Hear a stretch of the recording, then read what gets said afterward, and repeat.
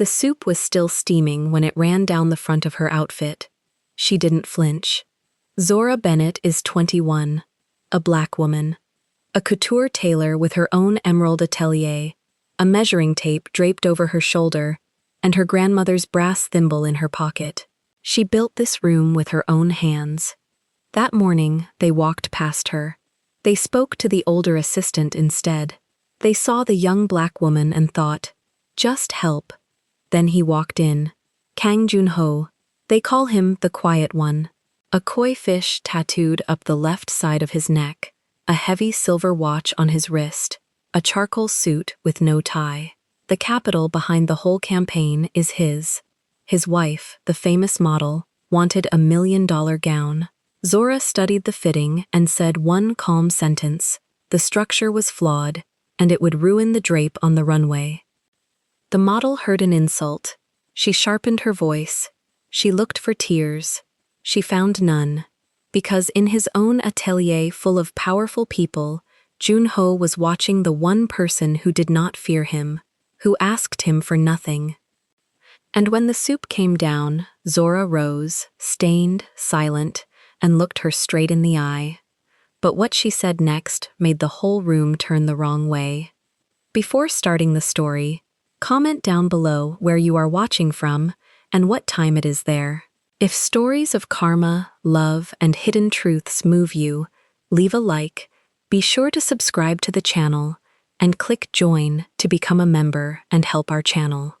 The pin went in crooked, and Zora pulled it back out before the silk could remember the wound.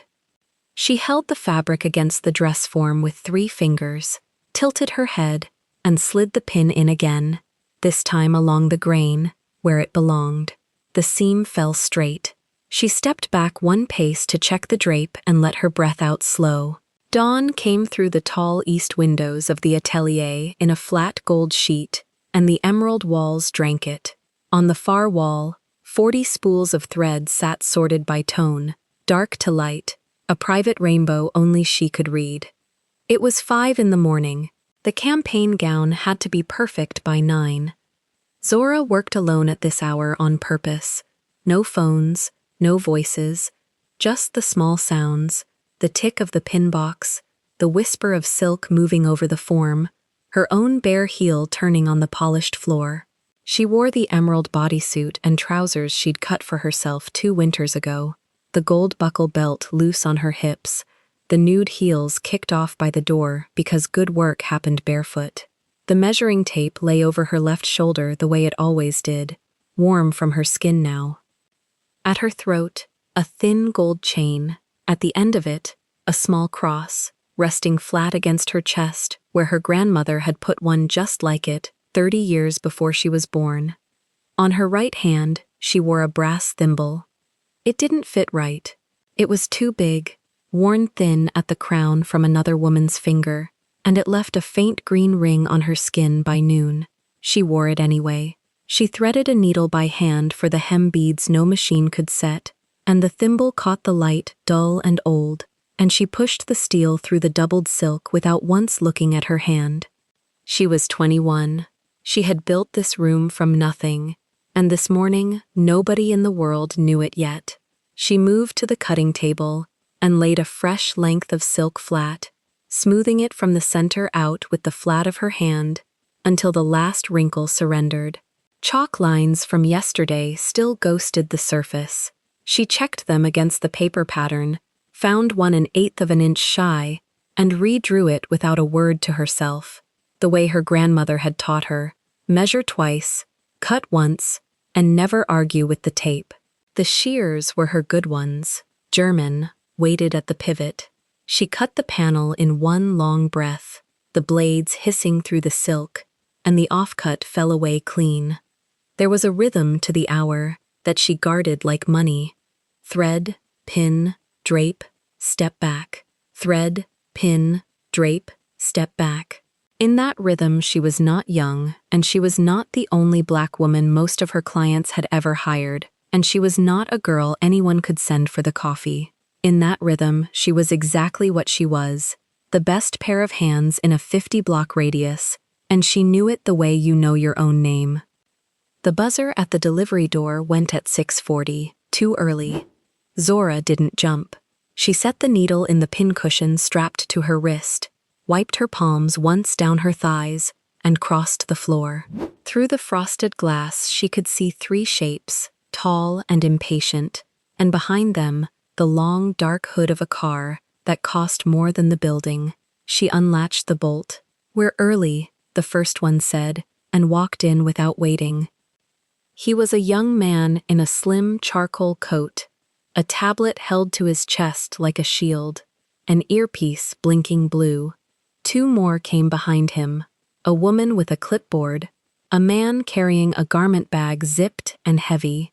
They fanned into the room the way people do when they've decided in advance that it belongs to them. "Miss Hahn's fitting is at 9, Zora said. "The gown isn't finished." The young man wasn't listening. He was looking past her, scanning the room for someone. His eyes went over the dress forms, the long cutting table, the wall of thread, and then landed on the far corner, where Delphine sat. Delphine was 68. She had done beadwork in Paris ateliers before Zora was born, and now she came in 3 mornings a week to keep her hands busy and her rent paid. She sat by the window, with a hoop in her lap, silver hair pinned up, reading glasses low on her nose. She had said maybe 4 words all morning. The young man walked straight to her. "You're the designer," he said. "It wasn't a question. We need to move the fitting up. Miss Hahn has a flight. Can the gown travel by 2? Delphine looked up over her glasses. She did not answer at once. Her eyes went, quick and sideways, to Zora across the room. Zora set the pincushion down on the table. "The gown can't travel by 2, she said, "because it isn't hemmed, and the fitting is at 9. The young man half turned toward her voice. He took her in, the bare foot, the tape on her shoulder, the 21 years plain on her face, and something behind his eyes filed her under a heading and closed the drawer. "Right," he said. "Can you get the designer for me, then? I need to speak to whoever's running this." The room went still in the way that only Zora seemed to feel.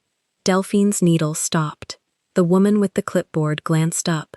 The man with the garment bag shifted his weight, and Zora stood there in the middle of her own floor, in the room she had signed a lease on at 19, with a co-signer who'd since apologized for doubting her, and felt the old thing move through her chest.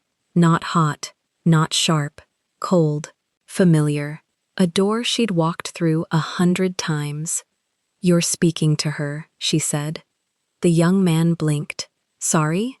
I'm the designer, Zora Bennett. This is my atelier." She kept her voice level, kept her hands still at her sides. "The woman by the window is Delphine. She does beadwork. She'd tell you the same thing I just did. The gown isn't ready to travel, and the fitting stays at 9. For a moment, he didn't move. Then he laughed, short, the laugh of a man covering a stumble. "Of course, my apologies. I just assumed." He stopped himself before the sentence could finish, but everyone in the room heard the shape of its ending anyway. "You assumed," Zora said. She let it sit there. She didn't help him out of it. The woman with the clipboard cleared her throat and looked hard at her list. The man with the garment bag found something interesting in the ceiling, and Delphine, by the window, picked her needle back up and pulled a bead into place with a small, private smile that only Zora could see. "We'll come back at 9, the young man said. He was already retreating, herding the other 2 toward the door with little sideways motions of his tablet. "Miss Hahn appreciates your work, truly." 9, Zora said. "The side door's fine." They filed out. The heavy door sucked shut behind them. Through the frosted glass, the dark shapes folded themselves into the dark car, and the car pulled off, and the room was quiet again, gold light climbing the emerald wall a little higher now.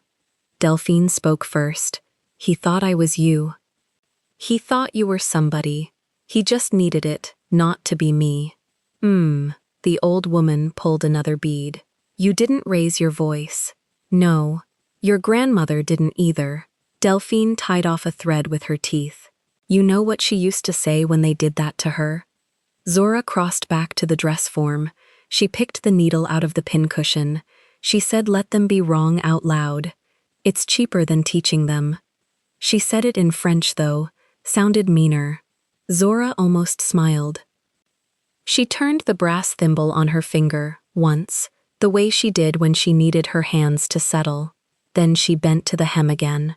The thimble was the only thing in the room that mattered more than the room. Odessa Bennett had worn it for 40 years. Zora had been 6 when she first understood it wasn't a toy. A warm afternoon in the back of a Harlem shop that smelled of steam and pressed wool, her grandmother's hands moving faster than her eyes could follow, the brass catching light at the end of every stitch. Miss Odessa, they called her.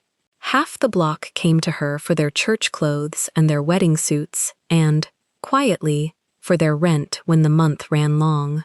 Zora hadn't understood that part until later. She'd only understood the thimble, and the way her grandmother's finger pushed the needle through leather like it was warm butter. "This finds its own way home," Odessa had told her once, tapping the brass. "You lose everything else, you keep this, and you'll always know what to do with your hands." Zora had lost a great deal since then. She kept the thimble. She had been 14 the night Odessa died. The shop went to a cousin who sold the machines for scrap and let the lease lapse. The church clothes stopped, the wedding suits stopped, the quiet rent money stopped, and the block that had leaned on Miss Odessa for 40 years scattered into other boroughs and other decades. All Zora had carried out of that back room, in the pocket of her school coat, was the thimble and a coffee tin of buttons. She'd built everything after that with her own hands, alone, and let people believe she'd come from nowhere. It was easier than the truth. The truth took too long to say, and people like the young man with the tablet never stayed long enough to hear it. She turned the brass on her finger and went back to the beads. She finished the hem in an hour. She stood the gown on the form and walked a slow circle around it, 3 times, watching the way the silk moved when she nudged it with 2 fingers. The drape fell true. The beadwork Delphine had set caught the morning light in a low silver line across the bodice. It was, Zora thought, the best thing she had ever made, and it was going onto the body of a woman she had never met, for a campaign worth more money than her grandmother had earned in a lifetime of bent-neck stitching. She thought about that for exactly as long as she let herself. Then she went to the back room to make coffee, because the client was coming at 9, and she intended to be ready. At 8, she pinned her hair back. At 8:15, she pressed the last panel and hung the gown behind the fitting room curtain. At 8:30, she slid her feet into the nude heels and became, an inch at a time, the version of herself the world was permitted to see, spine straight, chin level, the tape still on her shoulder, because that stayed no matter who was watching. She did not know yet who Han So-yeon was. She knew the name from the contract, from the brand emails, from the sums with too many zeros. She'd been told the model was particular. She'd been told, twice, by 2 different assistants, to expect notes. She'd taken that to mean the woman had opinions about hemlines, and Zora had opinions about hemlines too, and opinions were the whole business. What she had not been told was who paid for the campaign. That name wasn't on the emails at all. It sat 1 layer beneath, the way real money always did, in the wire that had cleared her account overnight, clean and enormous, from a holding company with a name like a shrug. Kang. Just the surname on the transfer. She hadn't thought about it twice. She should have. At 2 minutes to 9, the car came back. Zora watched it through the glass. The same dark hood, the same folding of shapes. But this time, there were more of them, and this time, one of the shapes did not fold. It rose out of the back of the car all at once, and stood a full head above the rest. And even through the frosted glass, Zora could see the set of the shoulders, the stillness of a man who had never once in his life hurried through a door because someone else was early. the young assistant scrambled ahead to hold it open. Zora set her coffee down. She turned the thimble on her finger. Once. She did not go to the door. She stood in the center of her floor, in her emerald, in her heels, with her grandmother's brass warm on her hand, and she waited for them to come to her. The door opened. The model came first, and Zora knew her the instant she crossed the threshold, the way you know a face that sold you perfume from 100 billboards. Han So-yeon walked in ivory and gold, black sunglasses pushed up into a fall of glossy black hair, red lips already curling before she'd seen a single stitch. She moved through the atelier the way weather moves through a field, and behind her, the three assistants bent and rearranged themselves around her path. But Zora's eyes went past her, to the man in the doorway. He came in last, unhurried, filling the frame. Charcoal three-piece, white shirt open at the collar, no tie, a heavy silver watch on one wrist, and curling up the left side of his neck, black ink against the skin, a koi fish, its tail at his collarbone, its head reaching toward his jaw, mouth open as if it were still swimming. There was a faint scar through one eyebrow, old and thin. His eyes moved over the room once, slow, cataloging exits the way another man might glance at the weather, and then they found her, standing barefoot turned heeled in the middle of it all, and they stopped. He did not smile. He did not nod. He looked at her the way you look at the one thing in a room you weren't briefed on. The model was already talking. So this is the little studio everyone's been crying about. Han So-yeon dragged a gloved finger along the cutting table as she passed it, checking her own tip for dust. Cozy. I expected. She turned, found Zora, and let her painted eyes travel down and back up, unhurried. Someone older. You expected a lot of things this morning, Zora said. Your team already tried them all. Behind the model, the young assistant went the color of the ivory suit. Han So-yeon's smile didn't move, but something under it did. She had come in expecting a girl who would fold. She was recalibrating, and she didn't like recalibrating, and the man in the doorway saw all of it in half a second and said nothing at all. The gown's behind the curtain, Zora went on, even, unbothered, one hand drifting to the tape on her shoulder out of pure habit. It's finished. It's the best thing I've made. You can love it or you can hate it, but you'll try it on before you decide, because that's the only opinion in this room worth having yet. For a moment, nobody moved. Then Kang Junho stepped fully into the atelier, and the door swung shut behind him, and the light from the east windows fell across the koi at his throat and the brass on her finger at the very same time. Two marks from two different worlds, in one small emerald room that, from this second on, would never be quiet again. Han So-yeon walked toward the curtain. Zora reached out and drew it back for her, and behind it the gown stood waiting on the form, silver-lined and true, catching the light exactly where she'd built it to. So-yeon stopped in front of the form and let her eyes travel down the gown, slow, the way a buyer inspects a horse she has already decided to reject. She reached out and touched the silver-lined seam at the hip. She pinched it between two fingers. She let it drop. It's smaller than the sketches, she said. It's cut to your measurements, Zora said. The ones your team sent Tuesday. My team sends a lot of things. Zora didn't argue. She lifted the gown off the form in one motion, arms wide, and held it open like a door. Try it, then tell me it's small. The room waited. The young assistant with the tablet looked at Seon. The woman with the clipboard looked at the floor. Near the entrance, Junho stood with his hands loose at his sides and watched the exchange without adding a word to it. So-yeon took the gown. She carried it behind the curtain herself, refusing help, and the curtain rings scraped shut along the rod. Zora walked to the long work table and picked up her pincushion. She threaded 3 pins between her lips without thinking. Delphine, by the window, kept threading beads, But her needle had slowed. The curtain moved. Fabric shifted. A zipper climbed. Someone, Seo-yun called. The back. The clipboard woman started forward. Zora was already there. She stepped behind the curtain, took the two edges of the closure, and drew the zipper up along the spine in a single clean pull.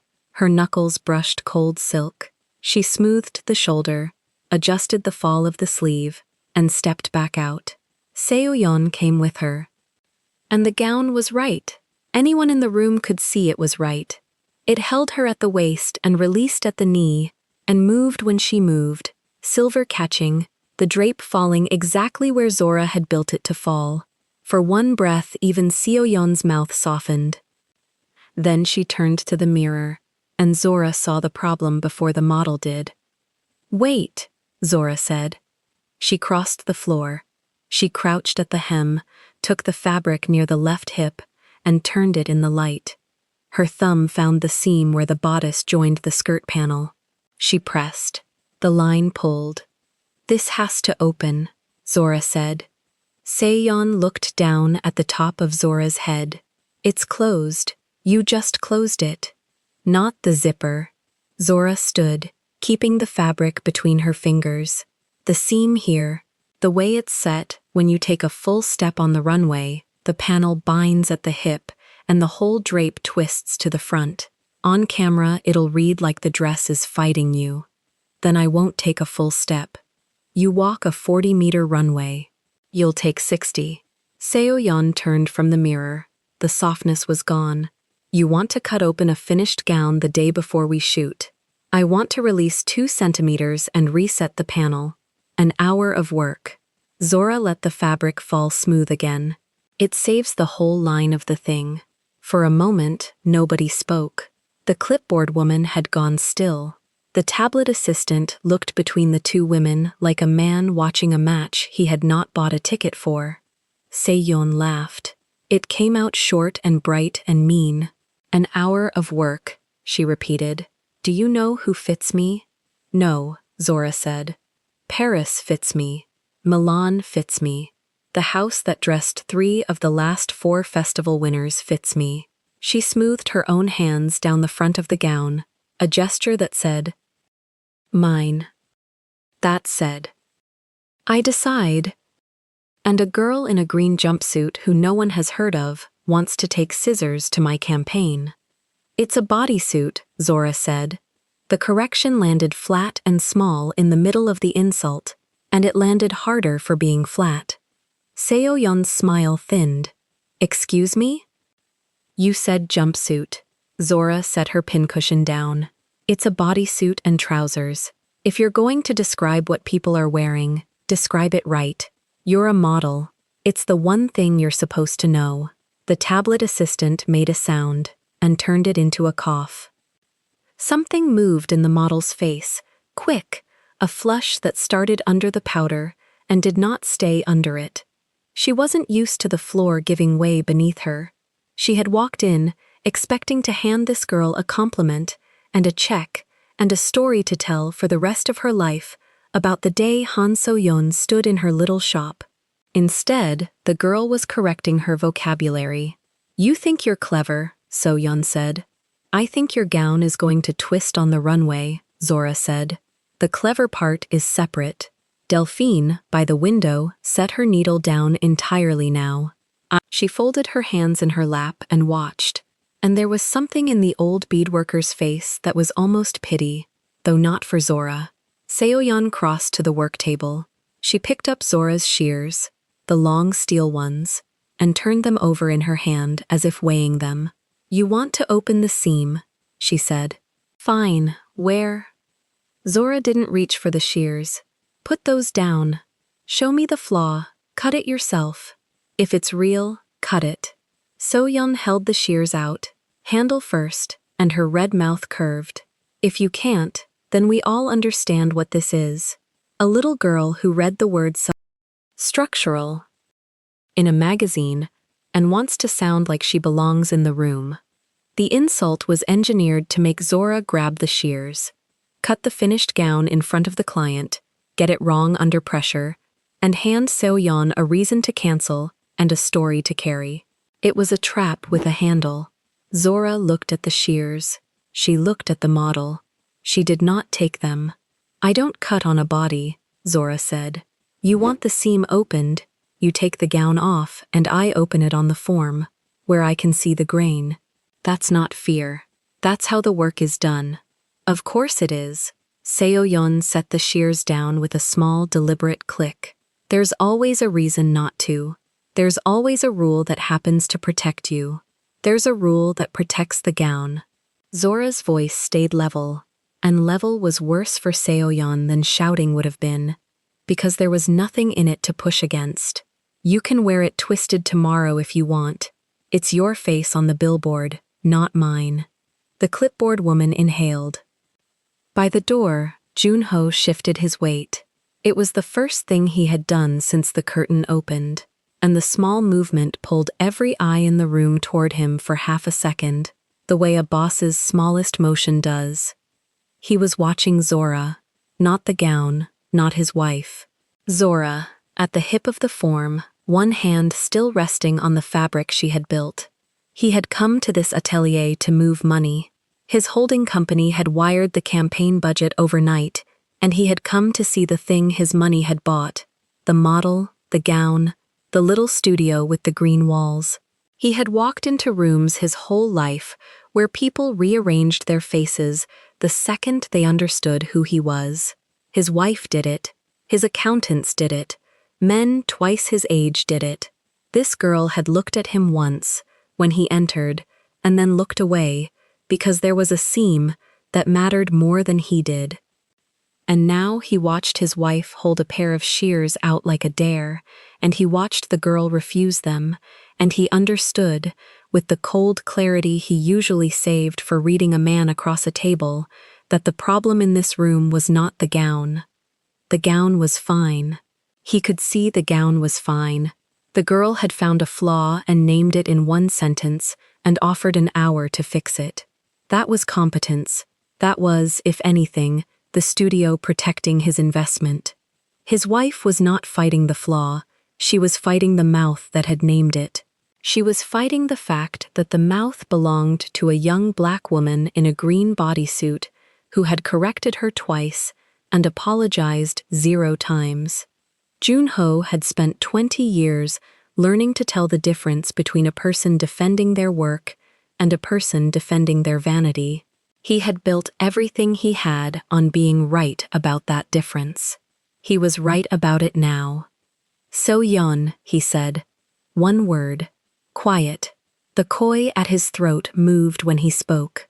His wife turned, and the room watched her rearrange her face for him, the softness snapping back into place, the performance of the reasonable woman resuming.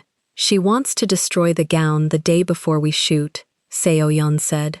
"I'm protecting your money." "You're protecting your money," Junho said. "The gown is fine." It was not loud.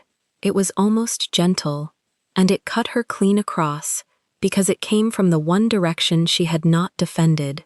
So-yeon's mouth opened, closed. "She found a flaw," Junho went on, and his eyes went back to Zora as he said it.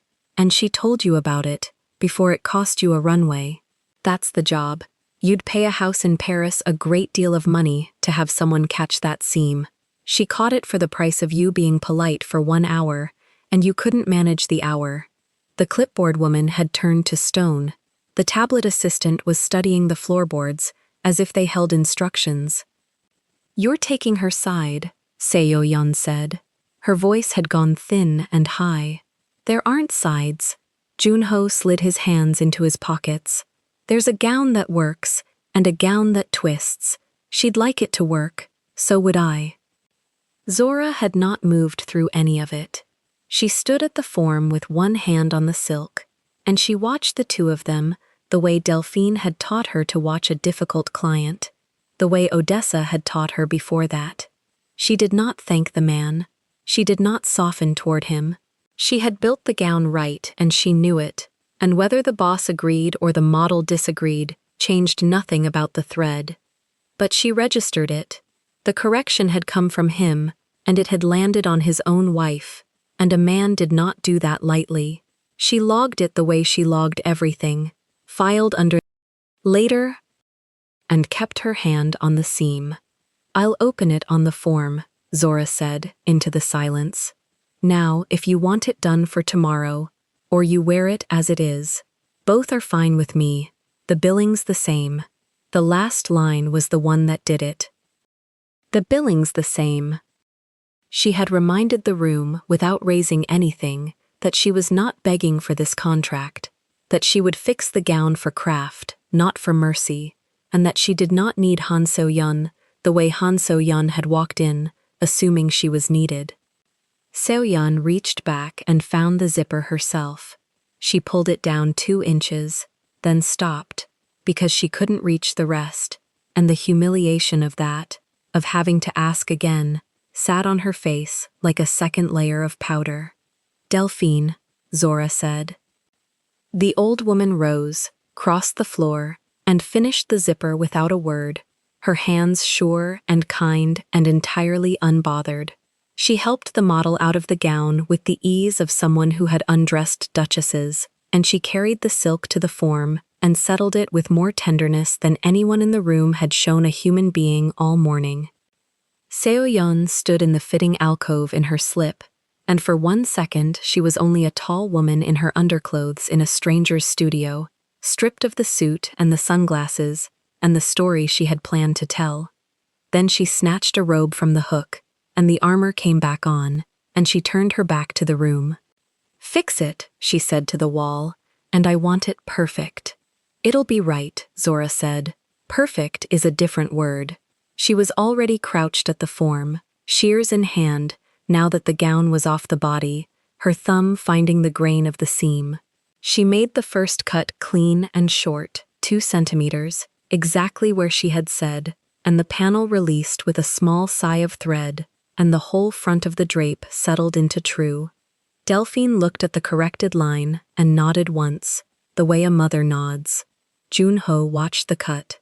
He watched the girl's hands, steady, fast, certain, doing in 90 seconds what his wife had turned into a war. He watched her set the shears down and pick up her needle and start to close the seam back the right way, her head bent, the studio silent around her, the morning light coming in hard through the east windows. He had funded a campaign. He had bought a gown and a model and a studio. He had not been told about the girl. Standing by the door with his hands in his pockets and the koi dark at his throat, Kang Junho realized he was not going to leave when the car was ready. He was going to stay and watch her finish, and he did not entirely know why, and that not knowing was a new thing for a man who had built his whole life on knowing exactly what he wanted from a room before he entered it. Across the studio, Zora pulled the thread through and did not look up. She had a gown to finish by tomorrow.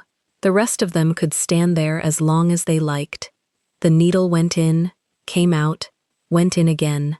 Zora worked the seam closed 1 stitch at a time, and the studio held itself around her like a held breath. So-yeon had gone quiet in the alcove. The 2 assistants near the curtain kept their eyes low. Delphine had settled back at her window with a tray of glass beads, and the only sounds were the small bite of the thread and the traffic 4 floors down. Junho stayed where he was, hands in his pockets, watching the top of her bent head. He had come to see a fitting. He had a car downstairs and a lunch at noon and a flight tomorrow, and none of that had moved from his mind. What had moved was the thing he could not name, the reason his feet had not carried him back to the door when the fitting was done. He told himself it was the flaw. She had found a flaw his wife's people missed, and a man who ran what he ran learned to watch anyone who saw what others did not. That was the story he gave himself. It was not the whole of it. "You can sit," Zora said, without looking up. "There's a chair by the mirror. You've been standing 20 minutes. For a moment, nobody understood she was speaking to him. So-yeon's head turned in the alcove. One of the assistants glanced at the boss and then away, fast, as if he had witnessed something he shouldn't. Nobody told Kang Junho where to sit. People arranged themselves so that he would never have to ask for a chair. A chair simply appeared where he was going to be. "I'm fine," he said. "Suit yourself." She pulled the thread taut. "But you're in my light." He looked down. He was. His shoulder cut a soft gray shadow across the form, across the exact seam her hands were closing. He stepped left, out of the window's line, and the panel went bright again under her fingers. It was nothing. A man moved 18 inches in a room, and yet something in his chest registered it as a thing that had not happened to him in years. A plain instruction, given without weight, obeyed because it was correct, not because of who asked, because of what was true. The light was hers. He had been standing in it. He took the chair by the mirror after all. Seoyeon came out of the alcove in the robe, cinched hard at the waist, her own clothes over her arm. She had recovered her face. Whatever had cracked in it when Zora named the flaw and her husband named her vanity, she had smoothed back down, and now she moved with the runway walk that had sold 100 magazine covers, chin up, heels quiet on the boards. "I want to see it on the form when it's done," she said. "Not on your word." "You will," Zora said. "That's what the form's for." Seyoung crossed to the long mirror. She stood beside her husband's chair and did not touch him. Zora clocked that too, filed it beside the other thing she had filed earlier, the way he had corrected his own wife on a stranger's behalf, in a stranger's shop, in front of the stranger. Married people who liked each other stood close in rooms that had gone wrong. These two stood like two buildings on the same street. None of it was Zora's business. She turned the form a quarter and checked the drape from the front. "How much of it did you make yourself?" Junho asked. "All of it." "The beading too?" "Delphine does the beading." Zora tipped her head toward the window. 40 years of hands.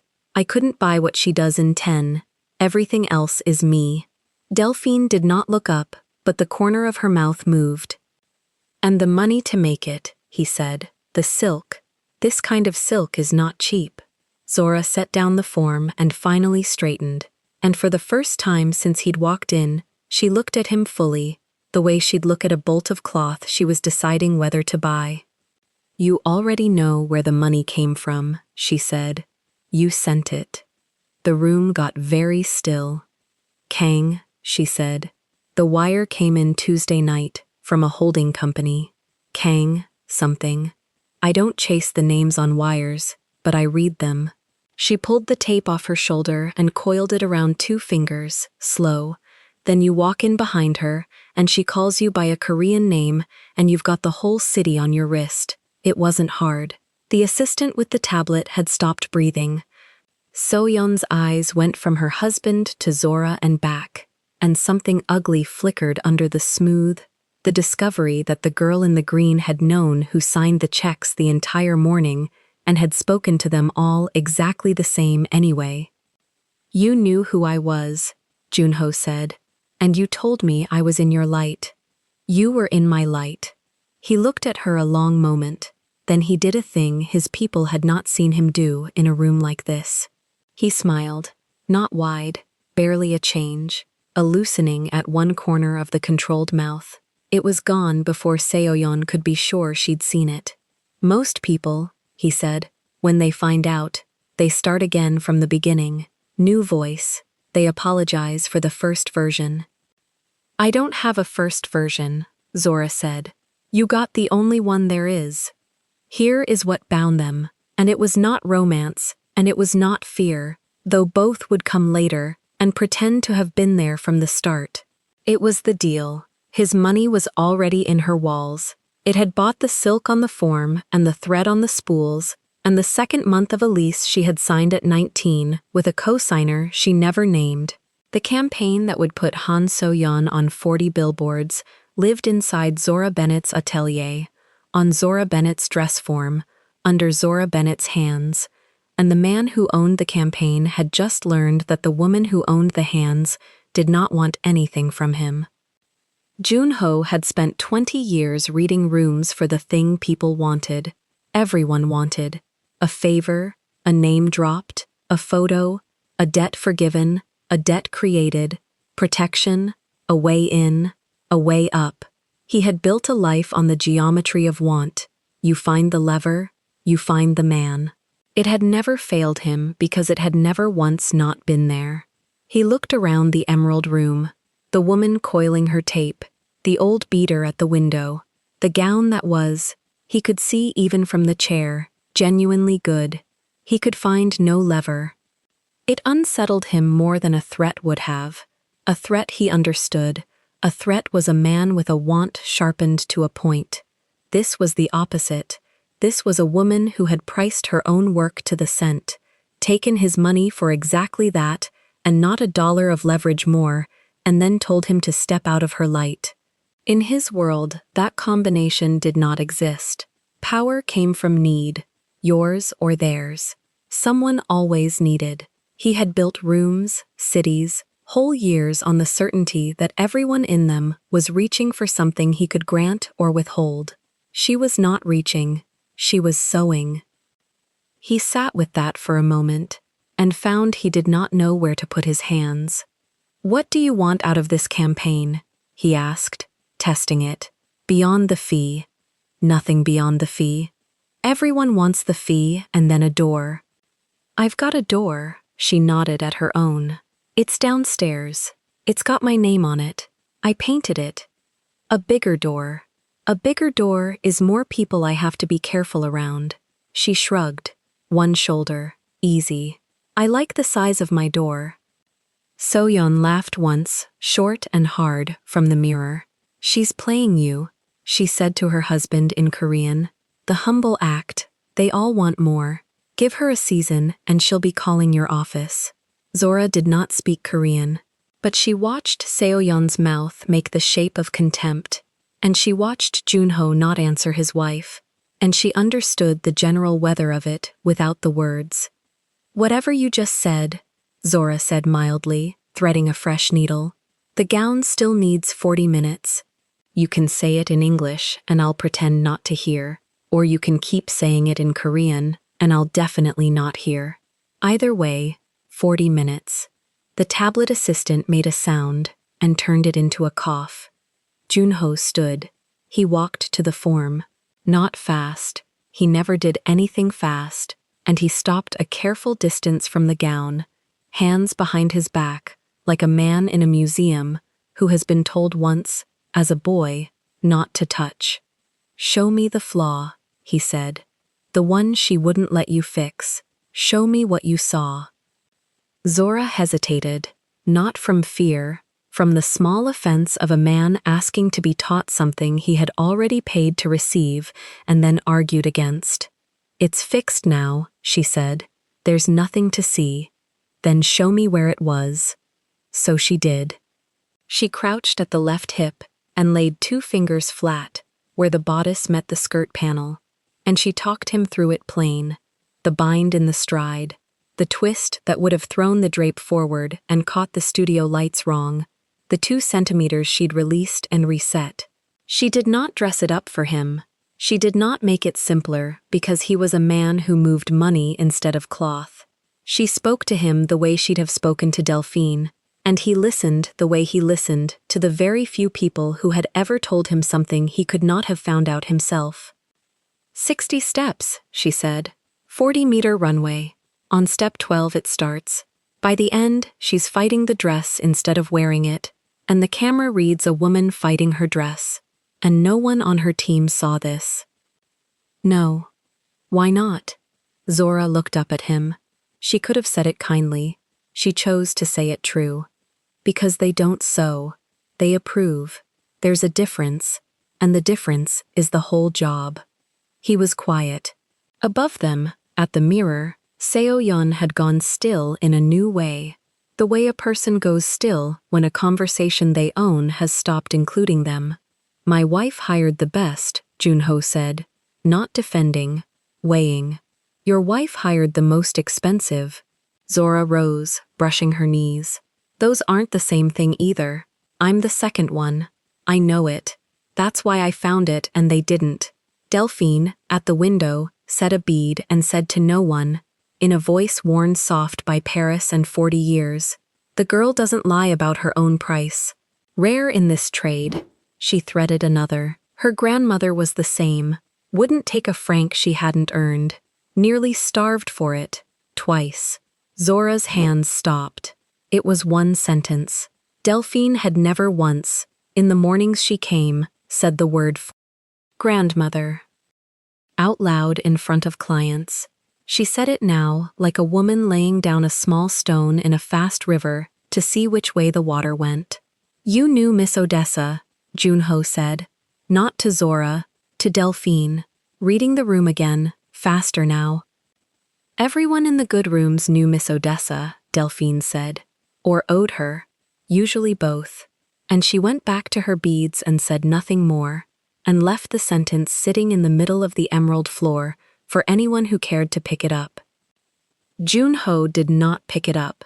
Not yet. But Zora watched him file it. The same small tightening at the eyes she'd seen when she told him he'd sent the wire, and she thought, with a cold, clean click somewhere behind the ribs, "He keeps things." Whatever he heard, he kept. Men like that were dangerous exactly in proportion to how quiet they stayed. She turned back to the gown before her face could tell him she'd noticed him noticing.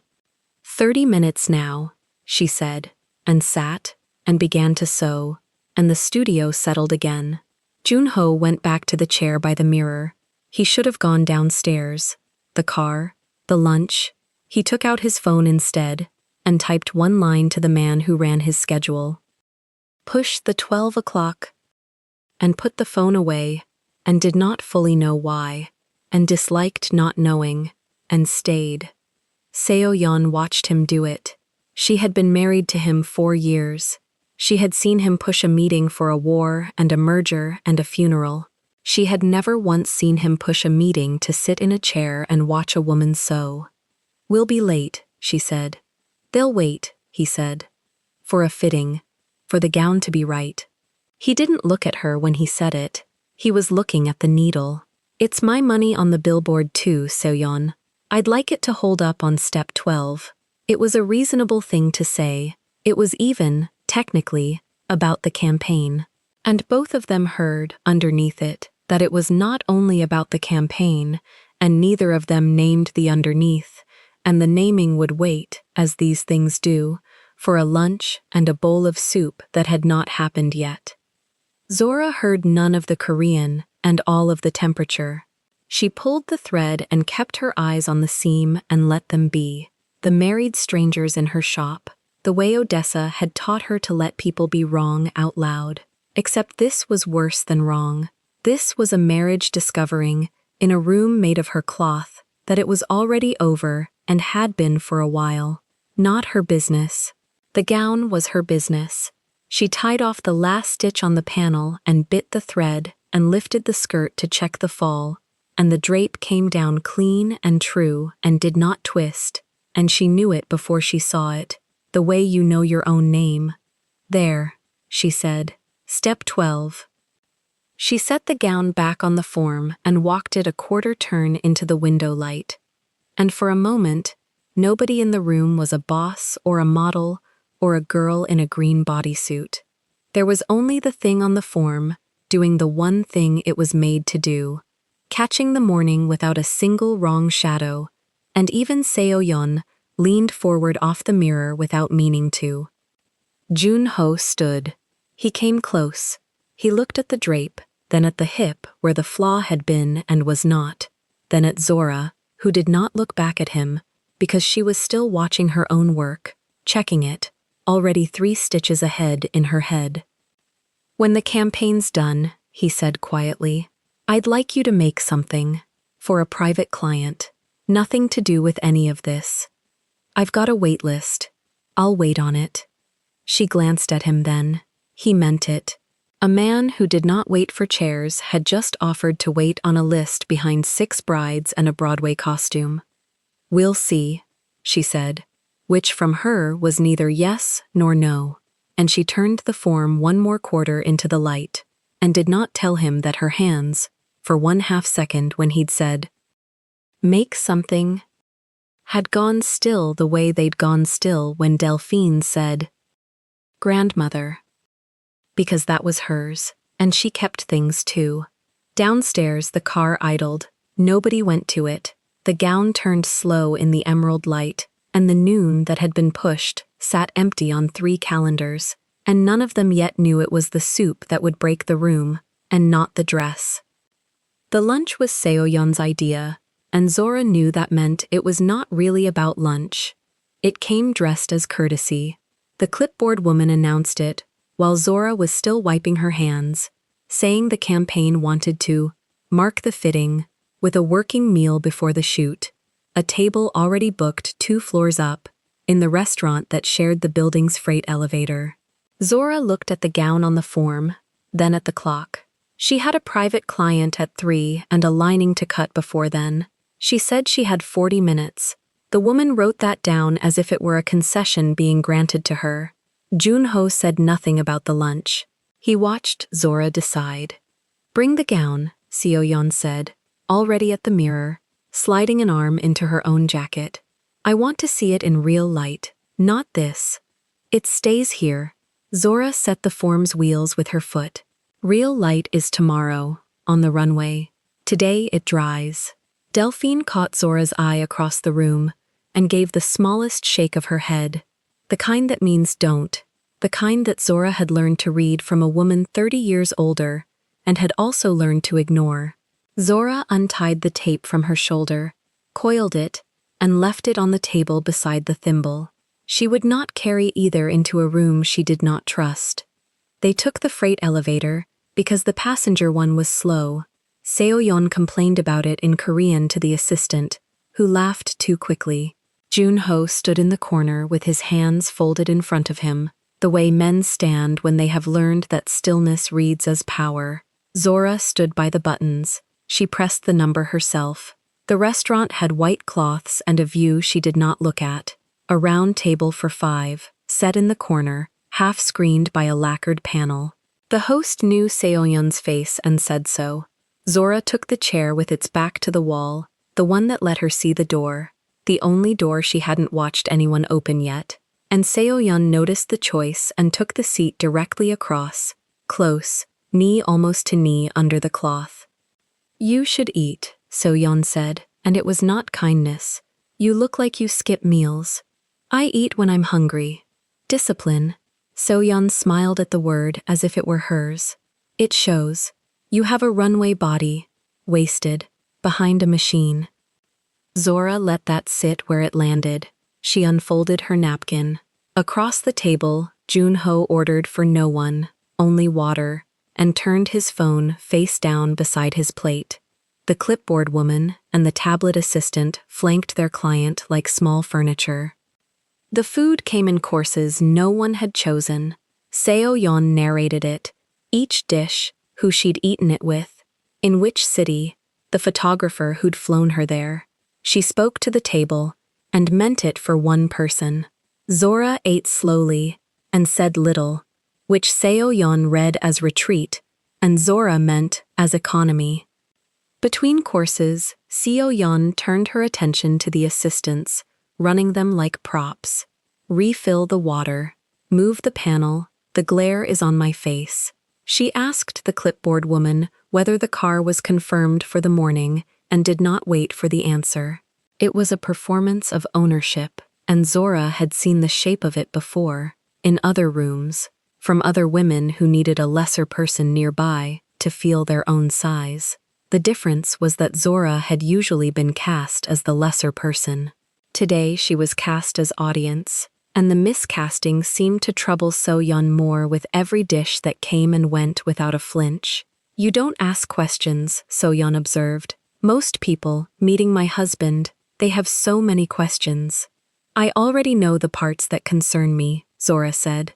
"The wire cleared Tuesday. The gown ships tomorrow. The rest is yours." "You've been very quiet," Seoyeon said, tilting her head. "All morning. In your little shop you have so much to say. Up here, nothing. There's nothing up here that needs fixing." The tablet assistant made a sound into his glass. Seoyeon's eyes cut to him, and he stopped. Junho spoke then, once, low. The gown is good work, we agreed. He was not looking at his wife when he said it. He was looking at the water in his glass, turning it a quarter turn on the cloth. We agreed, Seyon repeated, and the two words came back sharpened. You agree with her a great deal today. I agree with the work. A soup arrived. Broad, shallow bowls, pale, steam curling off the surface, in the cold restaurant air. The waiter set Seoyeon's down first, then reached across to place Zora's. Seoyeon waved him back before he could. I'll pass it, she said sweetly. We're practically colleagues. The waiter hesitated. Junho's eyes came up from the glass. Seoyeon lifted the bowl with both hands. She rose half out of her chair to reach across, the gesture almost gracious, the smile fixed and perfect. And Zora watched the tilt begin before the woman's wrists had committed to it. The angle wrong, the near lip dropping, the whole pale weight of it sliding toward the edge that faced Zora's chest. It was not an accident. Zora had watched people be clumsy her whole life and knew the difference between a hand that fails and a hand that decides. The soup came down her front in a sheet. Hot, not scalding, the kind of heat that shocks before it hurts, soaking through the structured silk at her collarbone and running in a line to her belt. It spread dark across the emerald, the green going black where it touched. The table went silent the way a room goes silent when everyone has seen the same thing and is waiting to be told what it was. Oh, Seoyeon said, and set the empty bowl down without hurry. How clumsy. It's so slippery. She reached for a napkin, made a show of it, dabbing at the air a foot from Zora's ruined front. You'll want to soak that. Cold water, though I don't know if it comes out of, what did you call it? A bodysuit. The assistant had frozen with his fork halfway up. The clipboard woman looked at her lap. A waiter started forward and stopped, unsure whose scene this was. Zora looked down at herself. The soup ran off the silk and dripped from the point of her elbow onto the white cloth, one bead, then another, spreading. She felt the heat go from shock to sting across her skin. She did not gasp. She did not push back her chair. She set her spoon down, parallel to the edge of the plate, exactly. Then she stood. She stood slowly, and the standing did something to the table that the soup had not. Seoyeon's smile held, but her chin lifted a fraction, the way a face lifts when the body underneath it recalculates. She had been waiting for the flinch, for the wet, flustered scramble, the napkins, the apology that victims give their abusers by reflex. I'm so sorry, it's fine, no really. She had built the whole afternoon to watch a girl in a stained jumpsuit cry in a restaurant she couldn't afford. Zora gave her none of it. She stood at her full height, soup running down her, and she was not smaller for the stain. She was somehow taller. She let the silence stretch until it belonged to her, until every person at the table was watching her mouth and not her ruined front. You just mistook silence for weakness, Zora said. Her voice was level, it did not climb. That was the thing that carried, not volume, the flatness of it, the total absence of the tremor Seoyeon had ordered like a course. People do that with me, she went on. They see a young woman who doesn't fill the room with noise, and they decide the quiet means there's nothing behind it. They're always sure, right up until they find out. Seoyeon's smile had gone brittle at the corners. Find out what? Who they were talking to. And here the room did the thing that would replay behind Seoyeon's eyes for a long time after. The waiter who had frozen, he was looking at Seoyeon, the host by the lacquered panel, drawn over by the stillness, looking at Seoyeon. Two diners at the next table who had turned at the movement. At Seoyeon.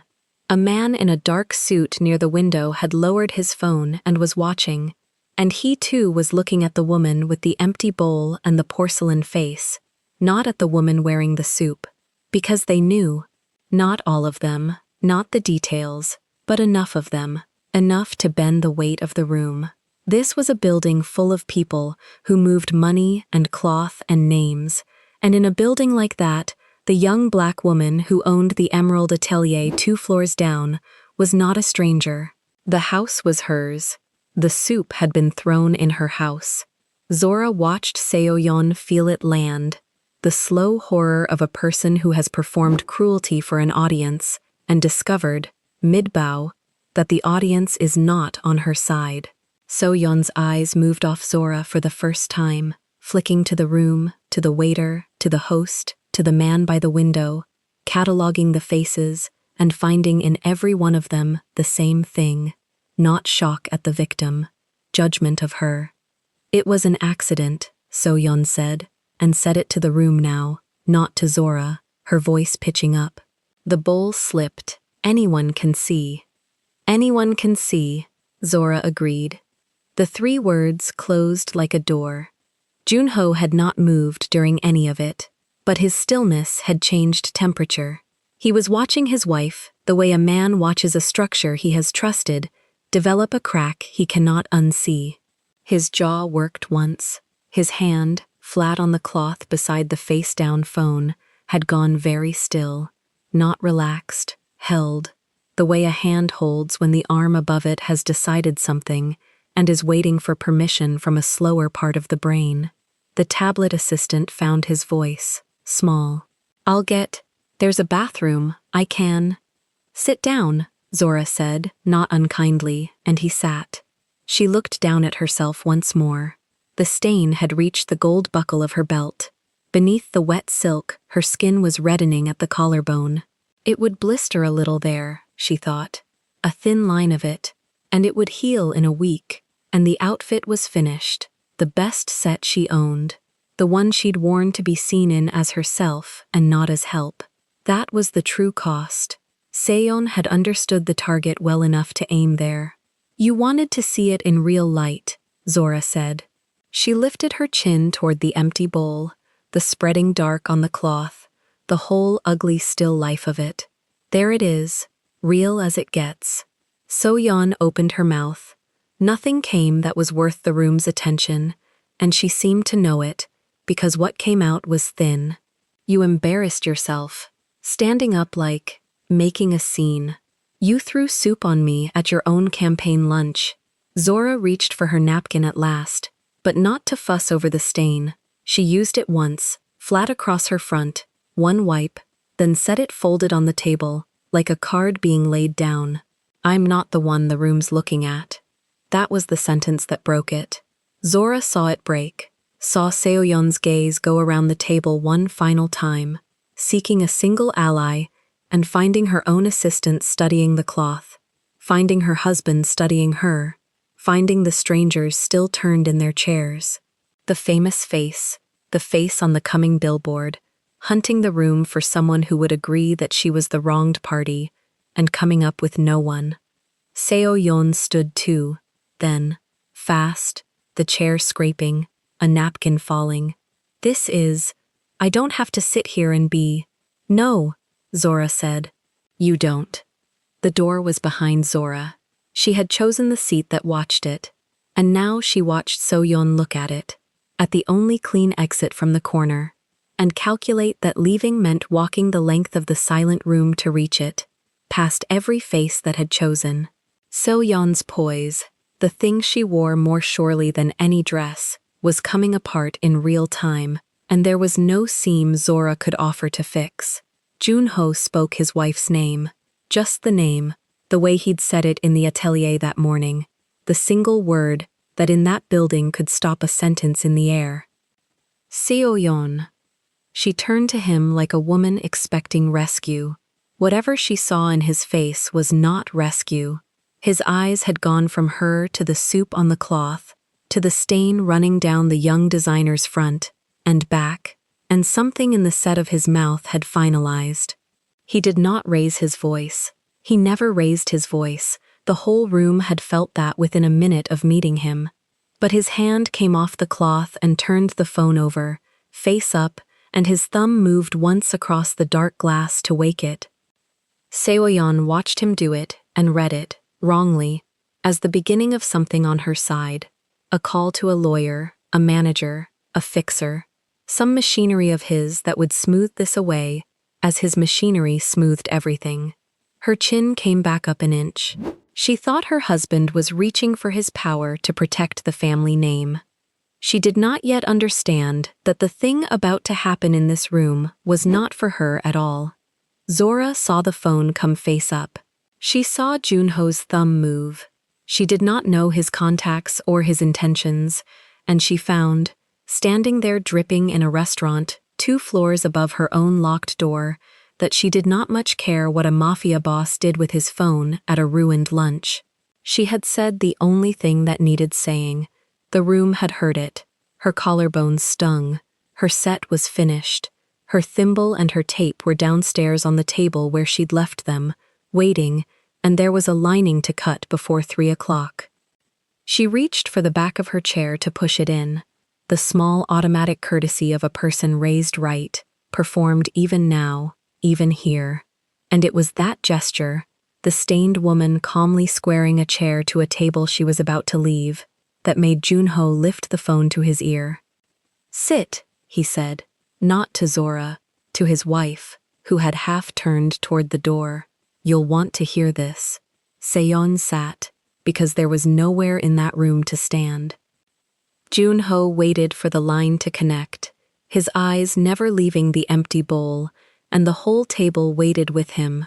The assistants, the frozen waiter, the man by the window with his own phone lowered, Zora herself with one hand still on the back of her chair. "It's me," Junho said into the phone, in English, and everyone understood that the English was deliberate, that he wanted this heard. "The campaign contract. The one from Tuesday." He paused. On the cloth, the last bead of soup ran off Zora's elbow and struck the white, and the small sound of it was the loudest thing in the corner. And none of them at that table, not the wife bracing for a shield, not the assistants studying their laps, not the woman still wearing the proof of what had been done, none of them yet knew which name was on the other end of the line, or that the sentence Junho was about to finish would cost far more than a bowl of soup, and land on the wrong person's shoulders, and be believed by exactly the woman who deserved it least. "Cancel it." 2 words, and Junho set the phone flat on the tablecloth, screen up, the call still live. Whoever was on the other end kept talking. He let them. He watched his wife instead. Seo-yeon's shoulders dropped a full inch. Relief moved across her face before she could stop it, warm and stupid and visible to the whole corner of the room. She thought she understood. Her husband had picked up the phone, said a name, and made a problem disappear, the way he made most problems disappear. She reached for her water glass with a steady hand now, almost smiling. She had read it exactly backwards. Zora stood at the edge of the table, with soup cooling against her skin, the emerald silk gone black from collar to belt, and she watched the model relax into the wrong conclusion. She said nothing. Odessa had a phrase for a moment like this. Let them be wrong out loud, so she let her. "Yes," Junho said toward the phone, not lifting it. "The one from Tuesday. Pull the wire back this afternoon." The voice on the line asked something.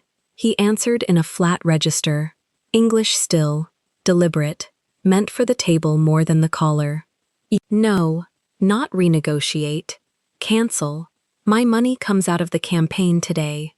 Seo-yeon's glass stopped halfway to her mouth. She set it down without drinking.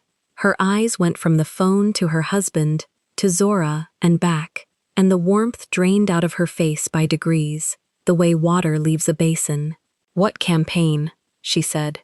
Quiet. "Say which campaign. You know which. Say it. Yours." He picked up the phone, then ended the call with his thumb, and laid it back down. "The one you're wearing tomorrow. The one shooting in the morning. That one." For a second, nobody at the table breathed. The 2 assistants had gone the color of the tablecloth. The clipboard woman had her hands folded under the table, where they couldn't be seen shaking. And Seon laughed, one short broken sound, because the alternative was worse. You're joking. I don't joke about wires. It's 40 million won of production. Her voice climbed. The crews booked, the locations paid, the magazines holding 4 pages. You can't. I did. For her. Seoyeon's finger came up, aimed across the table at Zora, trembling. You burned 4 months of my work for a seamstress. Designer, Zora said, without heat. She was still holding the collar off her skin. But you've never been good with the word. The tablet assistant made a sound, half cough, half something worse, and turned it into nothing under his employer's glare. The clipboard woman had begun, very quietly, to gather her things, the way a person gathers their things when they've decided a ship is going down and they'd rather not be photographed on the deck. Seoyeon saw it. She saw the assistant flinch from her and the woman packing her folio and the strangers at the next table watching with the frank interest people reserve for someone else's ruin, and the size of it arrived in her all at once. Not the money, the audience. You planned this, she said to Zora, lower now, almost pleading with the logic of it. The two of you planned this together. We met at 9 this morning. Zora set the shears down on the table, so they lay parallel to the edge, a small alignment, the kind of thing her hands did when the rest of her was staying still. Ask him. Junho said nothing. That was answer enough. Zora reached up, unhurried, and peeled the soaked collar of the bodysuit away from the burn at her collarbone, so the fabric stopped pressing heat into the skin. The small motion pulled every eye for half a second, and she used the half second the way she used everything, economically.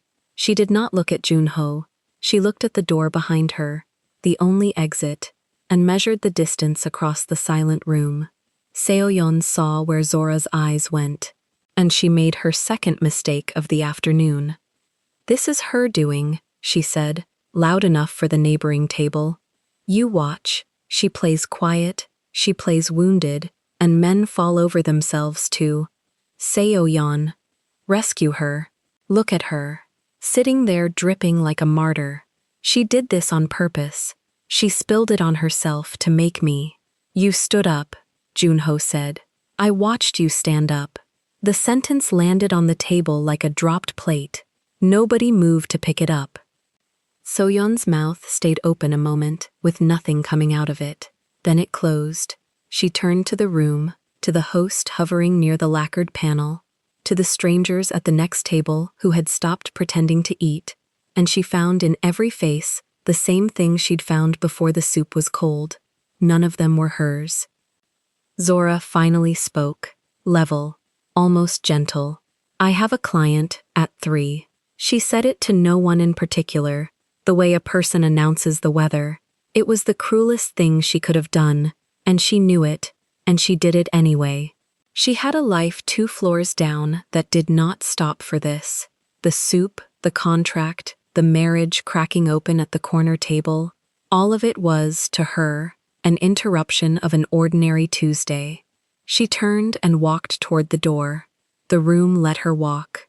That was the part Seoyeon would replay for weeks. Not the ruined outfit, not the cancelled wire, but the sound of the whole restaurant staying silent to give the young black woman in the stained bodysuit a clear path to the exit.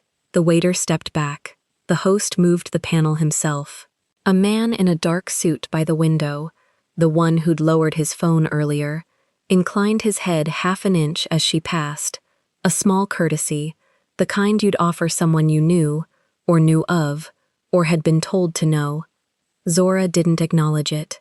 She reached the door, pushed it, and was gone into the corridor toward the freight elevator, leaving a faint trail of broth on the marble and a table full of people who had just learned, all at once, that they'd misjudged the room. The elevator was slow.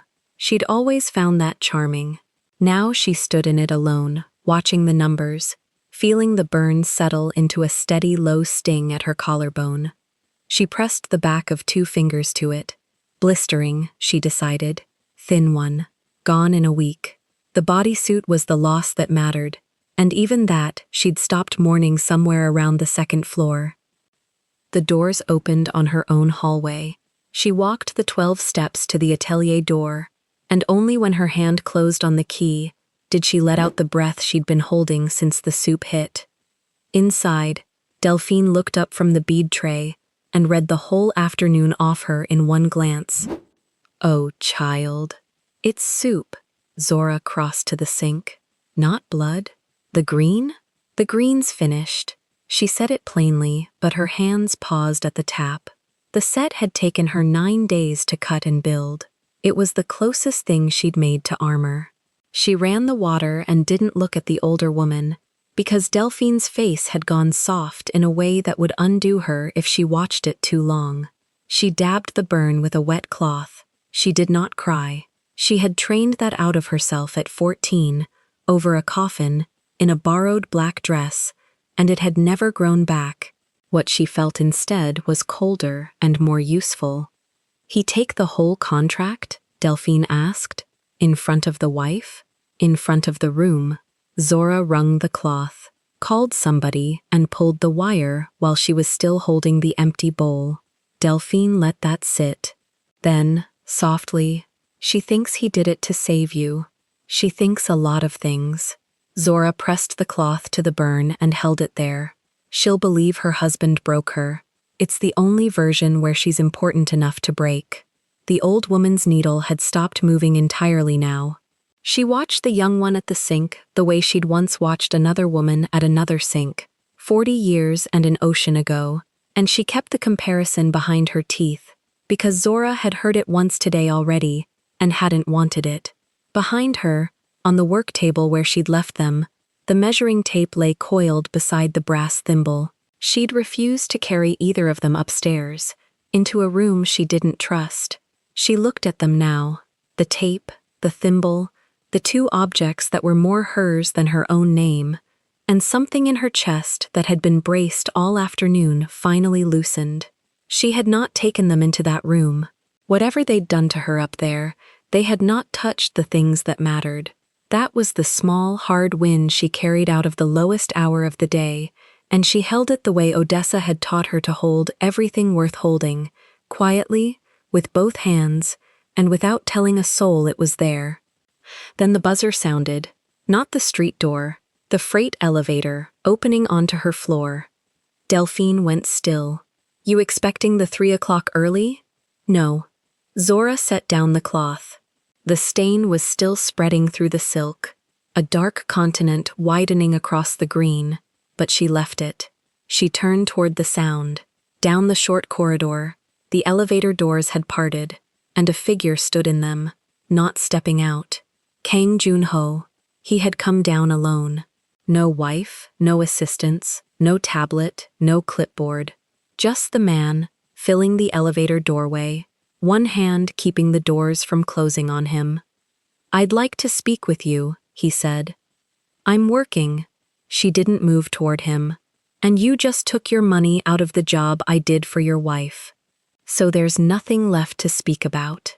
That was the job. This is something else. There's no something else. Zora picked up her shears from the table. Not toward him, only back to work. The lining she still had to cut before 3, and set them down on the pattern. You watched a woman throw hot soup on me in my own building. Then you made a phone call that has nothing to do with me, and expected me to feel rescued. She finally turned and looked at him full on. I don't want your protection. I didn't want it when you walked in this morning, and I don't want it now.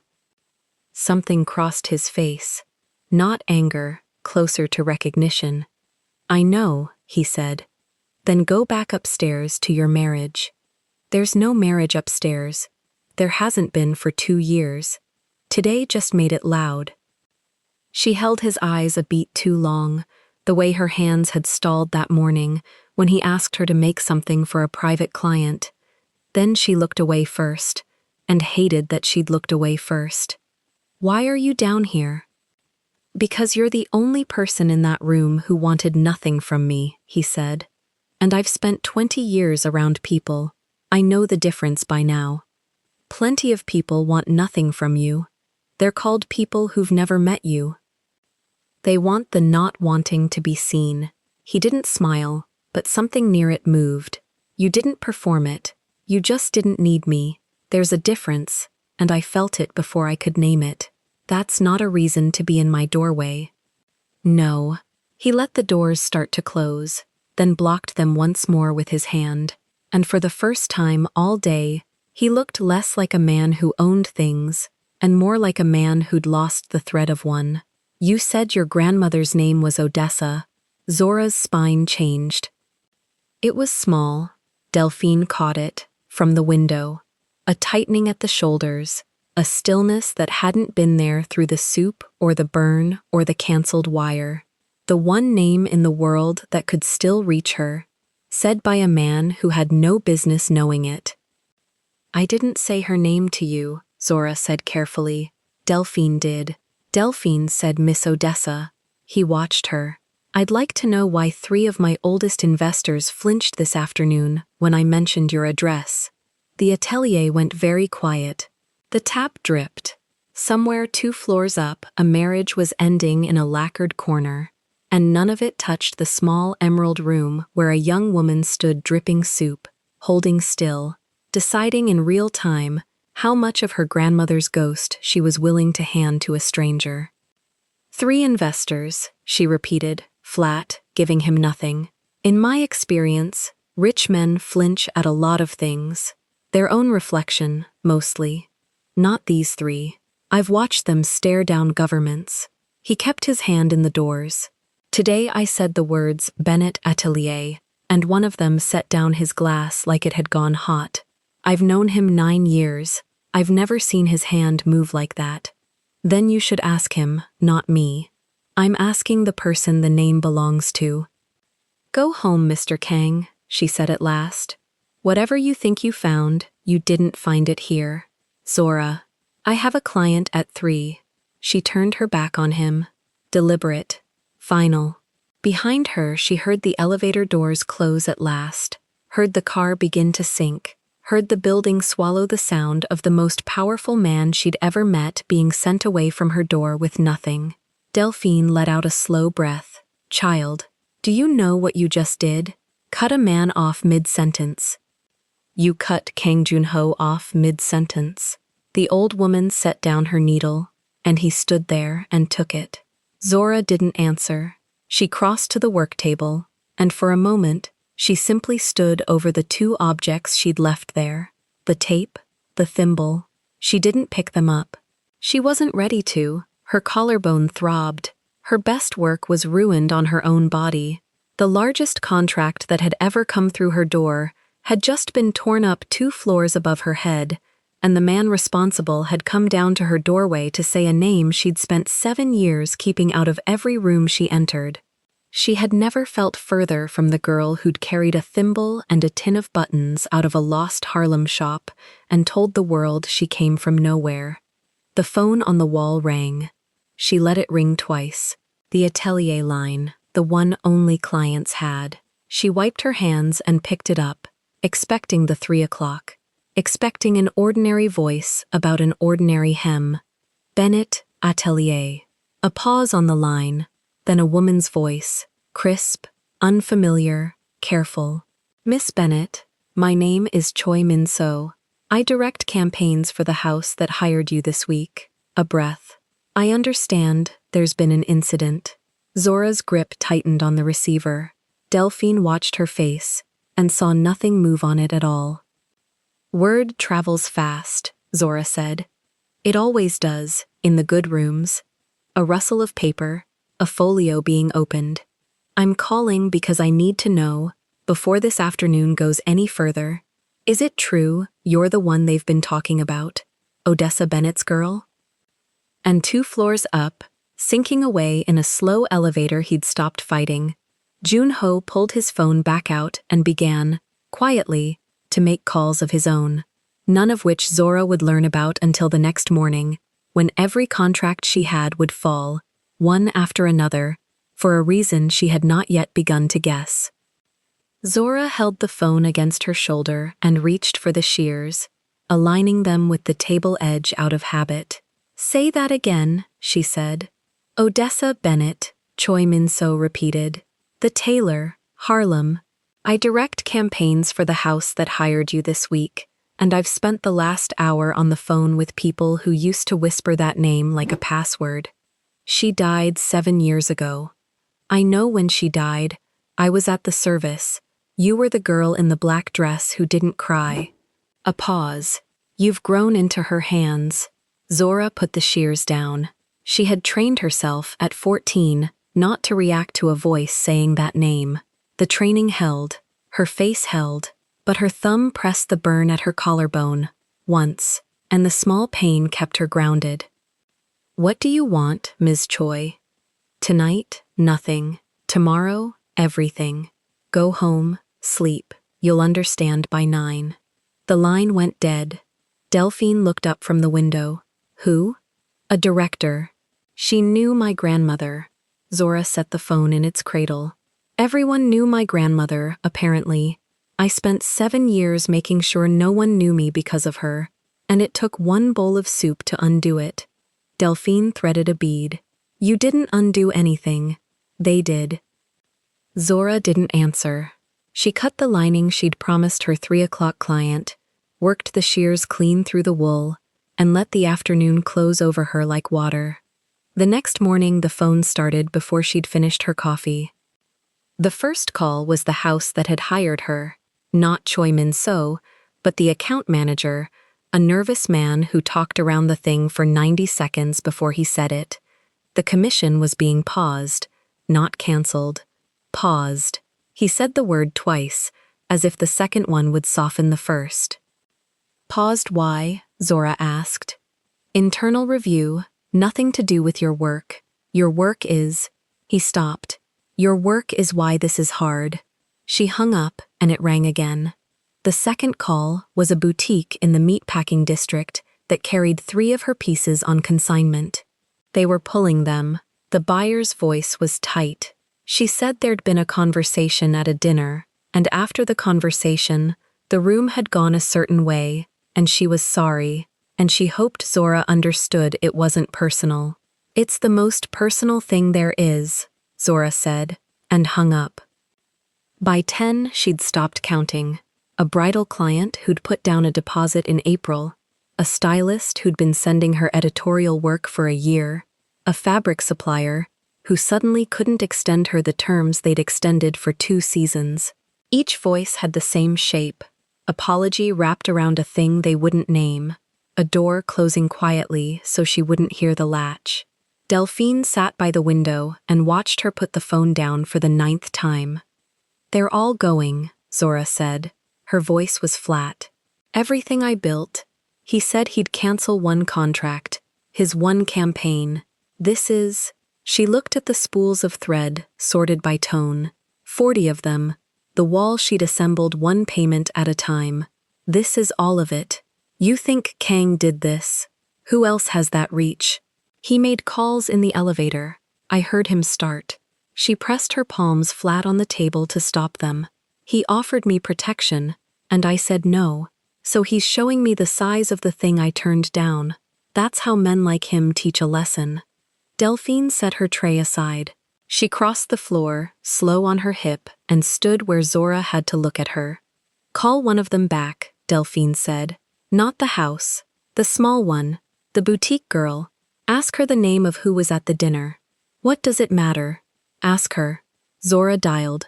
The boutique buyer answered on the second ring, guilty and quick. Zora kept her voice level. 1 question. The dinner.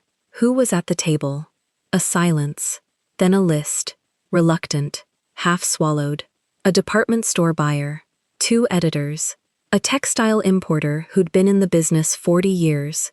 And a man the buyer called the American, the one who bankrolls half the houses on 7th Avenue.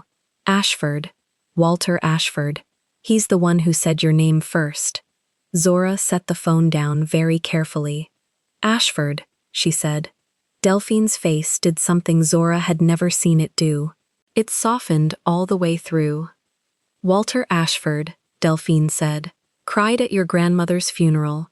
sat 3 rows back and cried into a handkerchief the size of a tablecloth. You were 14, and you didn't see him because you were looking at the box. Zora sat down. "Tell me," she said. Delphine told her. She told it plainly, the way you tell someone a thing that should have been told years ago and wasn't, because the person who could have told it had made everyone promise not to. Odessa Bennett had not been a Harlem tailor who quietly lent rent money. That was the small version, the version Odessa let the neighborhood believe. The real version was longer. For 40 years she had taken in the ones nobody would train. The Korean seamstress fresh off a plane with no English who couldn't get hired south of 110th Street. Odessa taught her the trade in the back of the shop, and that seamstress now owned 2 ateliers her granddaughter had heard of. The Dominican pattern maker who'd been fired for being pregnant. Odessa fronted her first machine.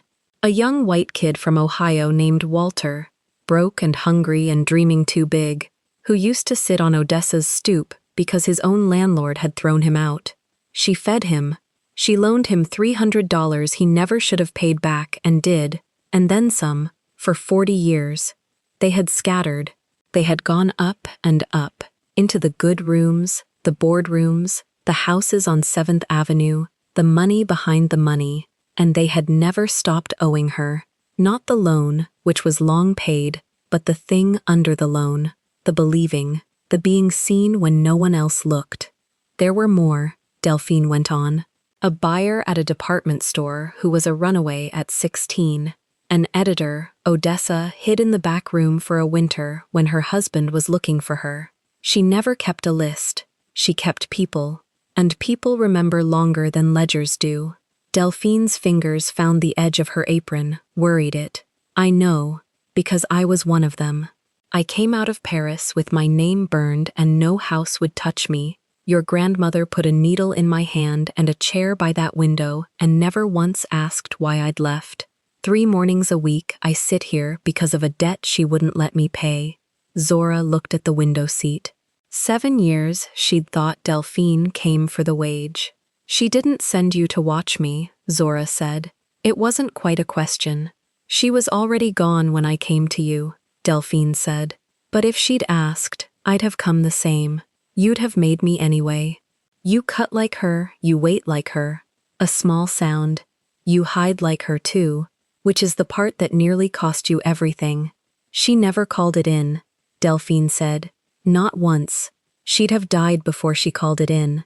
She thought a debt named out loud stops being a gift. Delphine's mouth pulled, so they waited. They waited for the one thing she'd ever wanted from any of them, and she never asked, and she died, and the thing sat there unspent. The thing, Zora said. You. Delphine looked at her. She wanted them to look after you. She never said it, but every one of them knew. And you spent 7 years making sure not one of them could find you, building this in a name nobody would connect, letting the world think you came from nowhere. You hid from the inheritance. Zora's hands were flat on the table again. Yesterday, Delphine said, a model threw soup on Odessa Bennett's granddaughter in a room full of witnesses, and the room knew whose granddaughter it was before you finished standing up. By midnight, it was at a dinner table. By this morning, it was everywhere. And every door that's closing on you isn't closing to punish you. She put her old hand over Zora's. They're closing on her, on Seoyeon. The industry heard how she treated you, and the industry belongs, quietly, in the parts that decide things, to people who loved your grandmother. Kang canceled one campaign, the rest of them canceled her. Zora looked at the phone. 9 calls. 9 doors. She had read every one of them as a door shutting in her face. Every one of them had been a door shutting behind her, so she could pass. He didn't do this, she said. He did the smallest part of it, Delphine said. He thinks he broke his marriage. Let him. But you were never his to protect. You had this before he walked up your stairs. You had it before you were born. The freight elevator buzzed at noon. Zora knew the weight of the button press by now. She crossed and hauled the gate. Kang Junho stood in the car alone. No wife, no assistants. He'd slept in the suit, or not slept. The collar had gone soft. He held his phone loose at his side, like something that had stopped being useful. "You've heard," he said. "I've heard. Then you know it wasn't me. Most of it." He stepped out onto her floor, and for the first time he waited to be told where to stand. "I canceled one contract. I made 3 calls, and all 3 men already knew, and 2 of them," he stopped. "2 of them told me to be careful, told me whose granddaughter I'd been sitting across from. Ashford wouldn't take my call at all. He knew my grandmother." "I gathered." Junho's jaw worked. "Everyone in the world above me knew your grandmother, and I've spent 20 years thinking there was no world above me." He looked at her the way he'd looked at the gown when it settled true, like a structure he'd misread. "I came to ask you for something. You don't get to ask me for things. I know. I'm going to ask anyway, and you're going to say no, and I want to hear you say it." He set the phone on her work table, screen down, a surrender of a kind.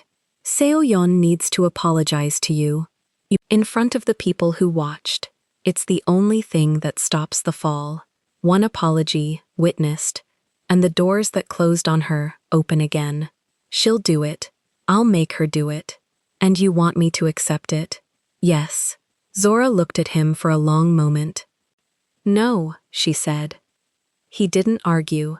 That was the thing she'd remember. He stood there and took it, the way Delphine had said he'd taken it in the elevator the day before. "Why?" he asked. Not a challenge. He wanted the answer. "Because you'd be making her." Zora walked to the window, to the light, to the form where the finished gown still hung from yesterday, the campaign that no longer existed, the best work she'd ever done, dressed for a shoot that would never happen. An apology you force out of someone isn't remorse. It's fear wearing remorse's coat. She'd say the words to save herself, and I'd have to stand there and pretend I couldn't tell the difference. She turned. "I've spent my whole life being handed the coat and told it's the coat. I know what fear looks like when it's pretending. I won't take one more." "She's losing everything," Junho said. "The campaigns, the magazine pages, the face that fills a room. You could hand it back with 3 words. I know what I could do." Zora's voice stayed even. "That's not the same as what I owe.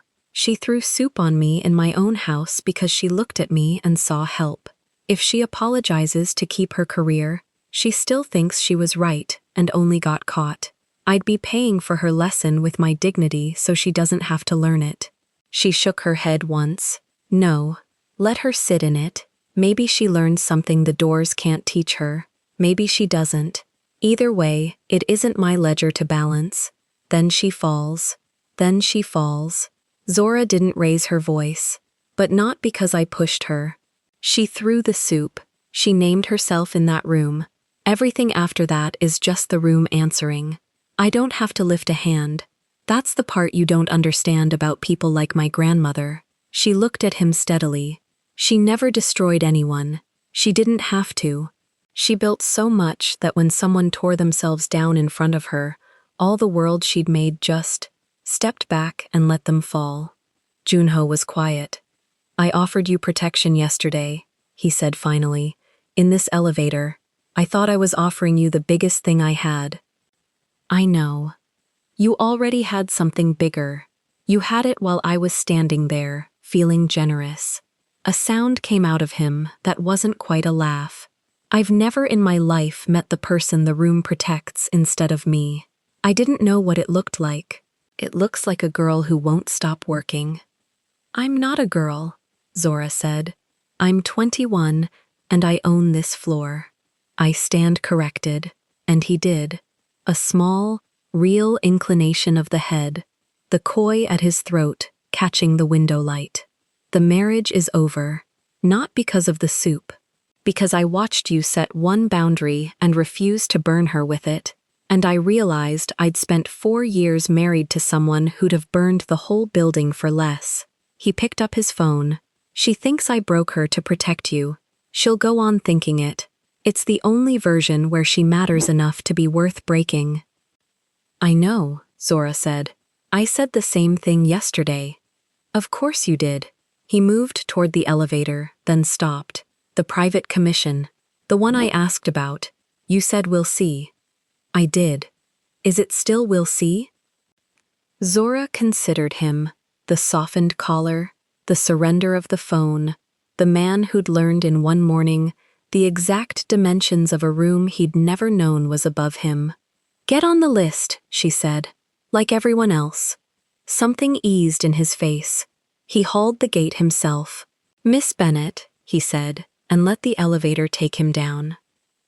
The atelier was quiet after. Delphine had gone back to her beads. Outside, the light climbed the emerald wall and touched the spools of thread, all 40 of them, sorted by tone, still hers. The phone had stopped ringing. Some of the doors, she knew, would open again by evening, not because anyone forced them, but because the same rooms that had closed on Seo-yun had begun, quietly, to remember whose granddaughter had been wronged, and quiet rooms have long arms. Zora didn't wait to find out. She had a lining to finish and a client at 3. She crossed to the work table.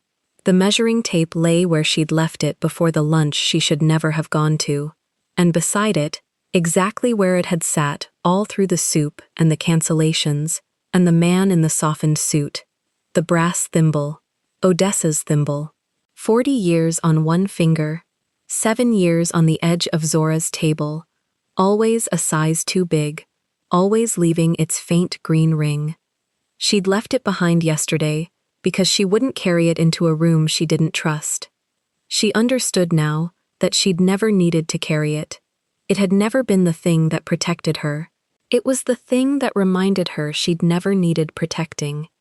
She picked it up. She turned it once in the light, the way her grandmother used to, and slid it onto her finger. Too big. It always would be. She'd grow into it. Delphine had said she already had. Zora pulled the wool toward her, set the shears to the line, and went back to work. The way Odessa had, the way the woman had died doing, the way the whole quiet architecture of the good rooms had been built, one clean cut at a time, by people who let the loud ones be wrong out loud, and never once looked up to watch them fall. The needle caught the light. She didn't look up either. If you want to watch all the stories without any ads and also get access to bonus scenes, extended epilogues, and exclusive spicy chapters, head over to our Patreon. Scan the QR code on the screen. The link is in the description or in the pinned comment.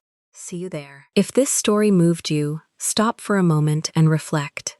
Have you ever built something real with your own hands, only to be treated as invisible in the very room you created? When people mistook your silence for weakness, did you answer with noise, or did you let the truth speak for you? And who, like Zora's grandmother, quietly planted the respect you're only now learning you inherited? Tell us your experiences and feelings in the comments. We read them all. And if you believe in stories about dignity, legacy, and silence, leave a like, be sure to subscribe to the channel, and click join to become a part of our community and help the channel.